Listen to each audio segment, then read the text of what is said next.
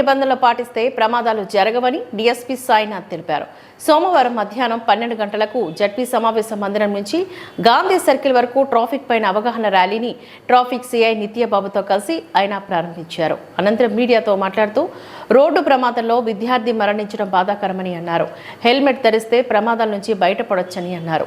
ప్రతి ఒక్క విద్యార్థి తల్లిదండ్రులు, పాఠశాల యాజమాన్యాలు ట్రాఫిక్ రూల్స్ పైన అవగాహన కలిగి ఉండాలని హితవు పలికారు. ప్రమాదాల నివారణకు అందరూ భాగస్వామ్యం కావాలి అంటూ పిలుపునిచ్చారు.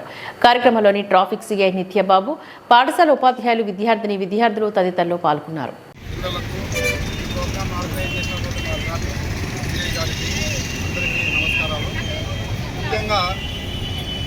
రోడ్డు భద్రతా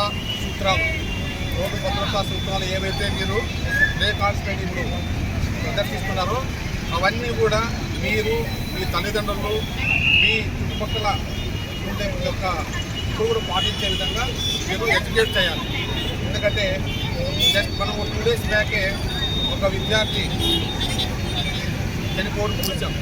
అక్కడ రోడ్డు భద్రతా సూత్రాలు పాటించే సంఘటన జరుగుతుంది. కాబట్టి ముఖ్యంగా టౌన్లో హెల్మెట్ ధరించడము, తర్వాత కార్లని సీట్ బెల్ట్ పెట్టుకోవడము, తర్వాత డబుల్ రైడింగ్ కాకుండా ఓన్లీ ఇద్దరే పోవడము, తర్వాత తగినంత స్పీడ్తో ప్రయాణించడం.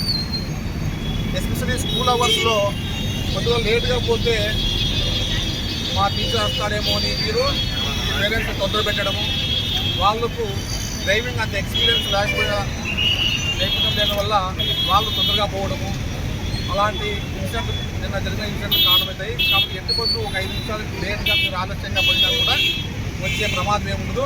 దయచేసి మీ పేరెంట్స్ ఎవరైనా మిమ్మల్ని స్కూల్కి క్యారీ చేస్తుంటే తొందరగా వెళ్ళాలా అని చెప్పేసి మీ పేరెంట్స్ కూడా మీరు ప్యానిక్ క్రియేట్ చేయకుండా క్షేమంగా స్కూల్కి వచ్చి క్షేమంగా ఇంటికి రావాలని ఈ సందర్భంగా కోరుకుంటున్నాను.